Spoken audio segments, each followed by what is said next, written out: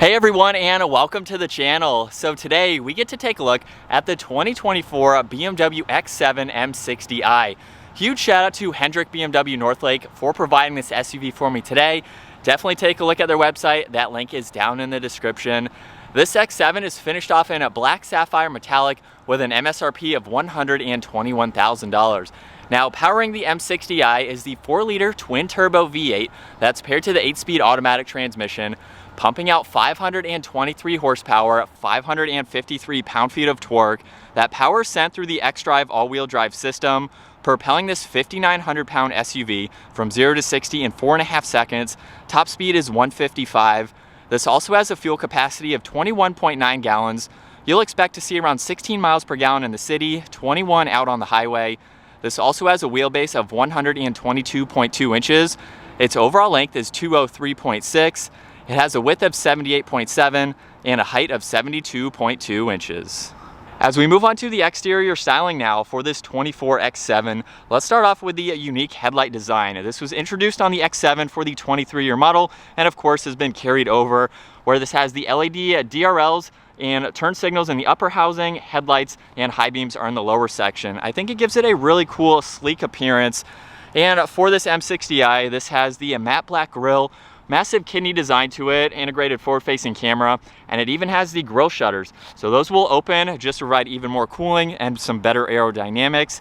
Now in the lower section, all the parking sensors, as well as that sensor for the adaptive cruise, and then very large inlets on both sides, along with all of the openings in that lower section. Everything being blacked out gives it a really clean look.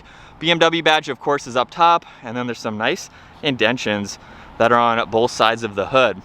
Now, as we work our way to the side, this has the 22-inch wheels. It is a staggered setup, 9.5 wide up front, 10.5 in the rear. Pretty basic wheel, nice multi-spoke design though, solid color.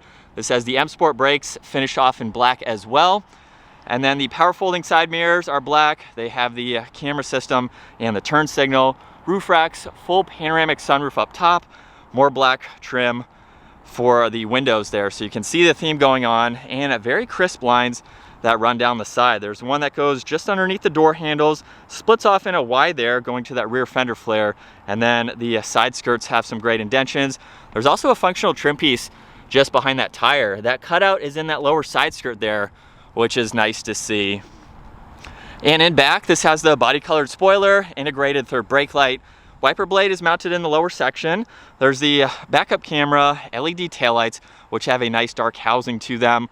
There's all the parking sensors, the quad tip dual exhaust, and some gray trim in that lower bumper. Now this can also tow right around 7,500 pounds, and it also has remote start. So if you just triple tap that lock button, you can bring this to life.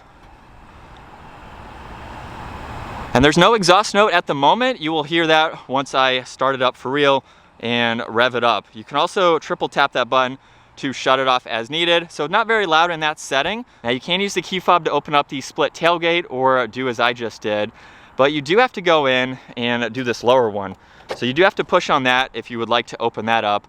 And there's even another button on the right side where you can lower the rear of this vehicle. So if you need a better load height, you can bring that down a few inches if you need to. And the X7 is a 3-row SUV. So with the third row up, this is the amount of space that you get. As you can tell, not a whole lot of space, but it is nice to have. And then check out this deep compartment underneath. You can place the cover there. Looks like you might be able to put a spare if you want to, but that's a lot of room to have up underneath the floor. There's a removable cover up top, and then over on the right side, this is how you can fold down these seats. So you have the second row, the third row.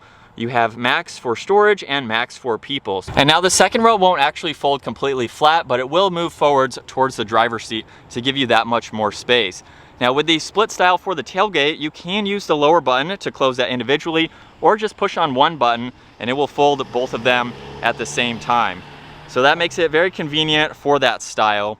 Now as we work our way to the back seats now, we have the solid black leather, all of the brushed aluminum, Bowers & Wilkins audio, and we even have some sunshades for this passenger side. Now you can use this one for the driver's side here. You can use the opposite one for the door on the other side, of course. And then you have the sunshade above you, along with the one in the third row there.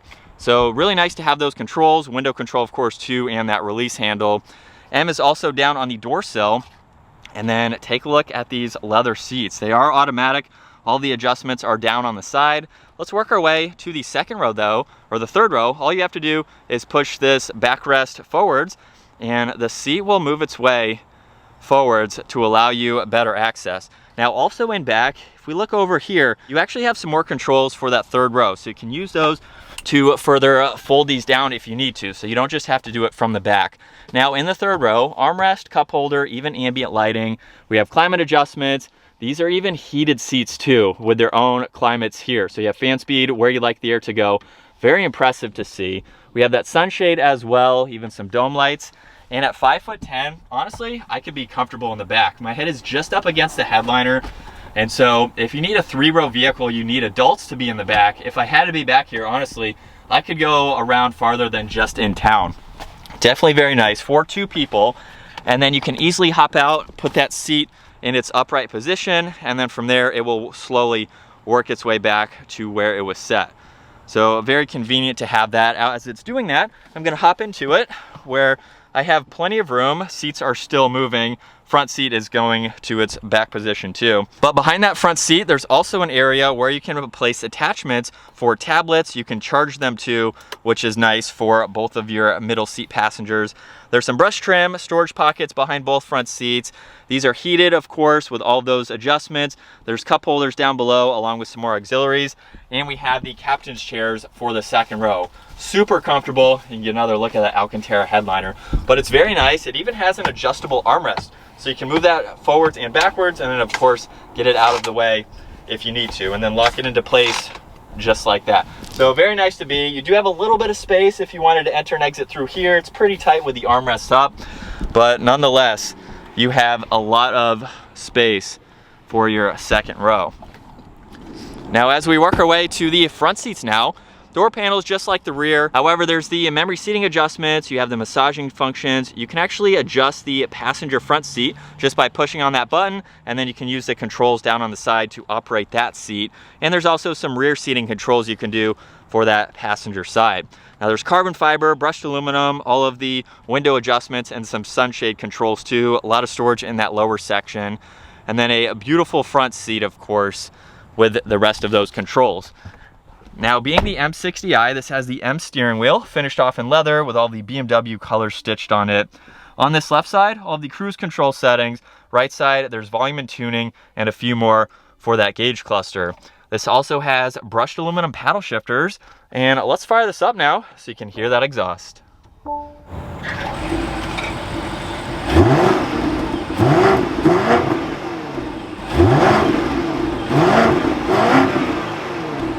As we look at the digital gauge cluster now, on the left side there's miles per hour along with fuel level. On the right side there's power that you can see along with the engine temperature. Right in the middle, miles per hour, and then that M badge. Now if I use this button right here and push on that, now we can scroll through some content. So as you can tell right now, if I go all the way up to the top, we have the miles per hour that I just showed. There's also some values that you can look at, as well as some content like your assisted view. There's also the augmented reality. So that's the forward-facing camera. You can use this at nighttime if you need to for a little bit more visibility. There's also some more content like the compass. You can pull up the map too. So you can always have that front and center. And then there's a G meter that you can pull up along with your music. Now, if I scroll over to layout, there's a few different layouts just depending on how you want to view this information. It changes the gauge cluster slightly. And again, just depending on how you would like to see that. Last one is for the head-up display. Currently it's showing the standard view, which is miles per hour and the speed limit sign. There's also the directional view, so that adds the compass. And then the assisted view is for your assisted driving, of course, so that way you can monitor that. And then also over on the top of the turn signal stalk, if I push on that, you can go to some of those values again, just to look at your odometer, some of the trip information. Now on this left side, there is a compartment down below where you can place some items as needed. We have the auto headlights that you can turn on and off, along with an air vent, carbon fiber, more brushed aluminum. The entire dash is covered in leather. and then right in the middle for this massive screen. So if I push on home right now, navigation is on that right side, and then on this left side, this is how we can scroll through some of this various information. I think this is completely different than the 23-year model. This is the first time I've been in this vehicle with the screen set up like this. So very interesting to see, but we have that split design, which is neat. If you push on the 4 buttons right there, now we can get into all of these apps. So there's your climate adjustments, interior lighting, seat comfort. You have a lot that you can go through. Apple CarPlay, Android Auto. Makes it very easy to go through this. You can click on vehicle or infotainment to further navigate that information. On the far left, there's the climates. So you can easily get into this where you have dual zone. You have a few other recircs and everything in the middle, power of course, fan speed, and then you do have some different settings that you can go into as needed, go into your remote start as well. There's also music and then navigation, so you can pull that up, go through all that info, and phone is the last one. Very interesting to see that right in the middle, and it does split your climate adjustments to both sides, where there's the temperature. If you push on that, you can get into the heated and ventilated seats. Heated steering wheel is on that driver's side, of course. So it's pretty easy to go through. It's laid out well. Everything in the lower section is fixed, so those do not disappear, which is nice. Now there's more carbon fiber underneath that, and then check this out. There's ambient lighting that goes to the M badge on that passenger side. It's gonna be hard to see the lights right now. It does come on with sport mode though. 2 air vents in the middle, power and volume and tuning underneath, along with some other recirc adjustments. For this compartment, there's the wireless charging pad. This model also has the key card, so you can use that in place of the key fob. There's a 12-volt cup holders, which are heated and cooled, which is nice to see. You can hide that away when you don't want to use any of that. Now on the right side, this crystal rotary dial can be used to further go through this info, along with all these shortcuts. So you can push on all of these to get through all this information, which is nice. There's back and option behind that. And then with the crystal shifter, just push that forwards for reverse, and now we have that 360 view. So you have a few different angles. There's the assisted view, panorama view, and then you can even get into that 3D view. You can use gesture control or just push on these icons, and you can clearly see around the entire vehicle. And then drive is going to be all the way to the back. If I do that one more time, it goes over to sport mode, which allows you to use these paddles, and park is just behind that. Now on the left side, there's traction control, parking sensors, the crystal engine start stop button, and then the various driving modes. So if I push on these with it in the normal screen here, we have Sport and Sport Plus. There's also Comfort, and then a few for Eco. So just depending on how you would like to drive, there's a downhill assist control, auto hold, and the e-brake, and then you can actually raise and lower the entire vehicle by using that control right there. Now in the middle, with the split design for the armrest, there's an auxiliary and a good amount of space, and then the glove box also has an ample amount of room. Now up top, there's all the dome lights along with the sunshade adjustments, and that will go all the way to just behind the second row headrest, providing a lot of light. Visibility is also really easy to see. Even with the third row headrest, you can clearly see over both shoulders. As we set up now behind the wheel for this 6-figure BMW, the X7 is the biggest SUV that you can get from BMW, and this is also the most powerful, being the M60i trim level. So I have it in sport mode, and we will put it into sport mode again for the paddle shifters. Let's give this some gas.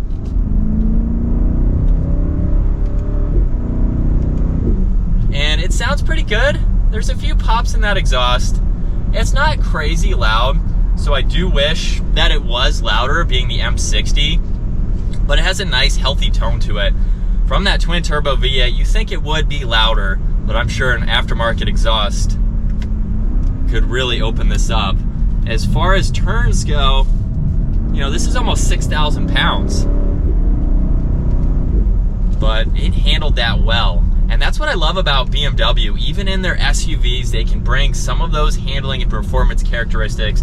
It's not going to be like an M4, of course, but it definitely rides very nice. It handles its weight well. And if you're looking for something that still has those characteristics, but you need 3 rows, this is a great option to go with. Now with that $121,000 price tag, there are options on this one that bring it up from about $101,000. They start, I believe, in the high 90s. And you can get them for maybe in the mid 80s for a lower trim level. So there's a big spread just depending on what you want. And we have a pretty much fully loaded M60i. So it drives that price tag up For that price though, I think this is a really good option to go with. When you compare it to even a Cadillac Escalade, which is a 3-row, might be a little bit bigger for that 3rd row or the space behind it, but you're not going to have the same performance. Same with some of the other 3-row SUVs. I think the BMW is going to be the most performance oriented. So it just depends on your needs, what you're looking to get. I do like the X7. The X5 and the X7 are 2 of my favorite SUVs, and I get to drive them a good bit, but I've driven everything else, of course. So I can easily compare it to some of the others, and they all have positives and negatives. Negatives for this X7 though, I don't really see any. The one thing that I will say is that with the electronic seats in the back, I'm a huge fan of manual adjusting seats just because you can do them in a second and you're done. The electronic is cool for this price tag, for this luxury style vehicle. That's what you would expect. I kind of wish there was an option to go manual, just for my personal taste. That's the one thing that is I'm a little nitpicky on, is the function of how they work with that electronics. But other than that, I really like it. I do wish it was louder though. I think that's the only other thing.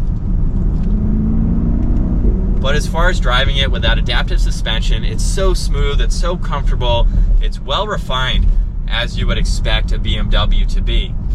This could absolutely be your daily driver. You have massaging seats to go through. You have a really nice, comfortable, and quiet interior ride. And from second gear, here we go. Hopefully you can hear that exhaust. Again, not crazy loud, but it has a good tone to it.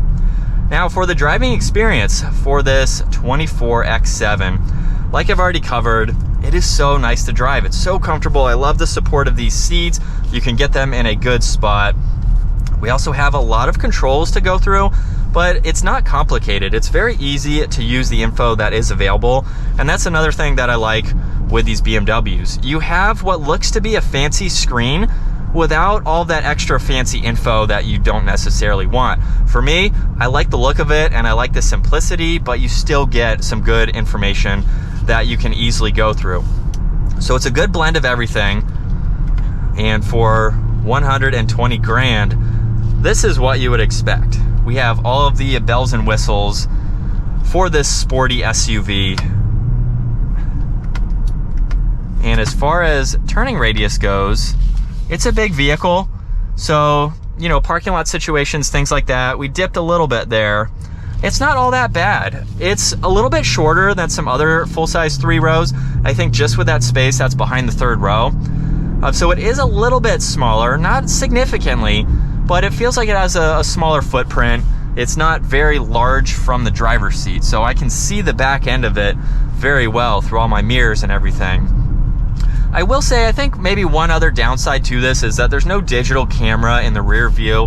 A lot of vehicles are coming with that. A lot of vehicles that are even half the price of this are coming with that too. So maybe BMW can incorporate that into its mirror at some point. I think it's just a trend that's slowly trickling into different manufacturers and things like that. And I've been in sport mode the entire time. If we go into eco now, this is basically just going to modulate the throttle response a little bit more. So that way you can save a little bit on some gas possibly, but it will change the ride a little bit with that adaptive suspension, which you can raise and lower again, which is nice to see. That really makes this vehicle be enjoyable to ride. And the space in it is great too. You can have this packed full of people or full of storage. And you really have a good all-around blend for this performance SUV. So I think that is going to wrap it up for the 2024 BMW X7 M60i. Once again, a huge shout out to Hendrick BMW Northlake. Check out their website. Give this video a huge thumbs up if you enjoyed it. And make sure you smash that subscribe button so you guys can stay tuned with our daily uploads. I will see you all in the next video.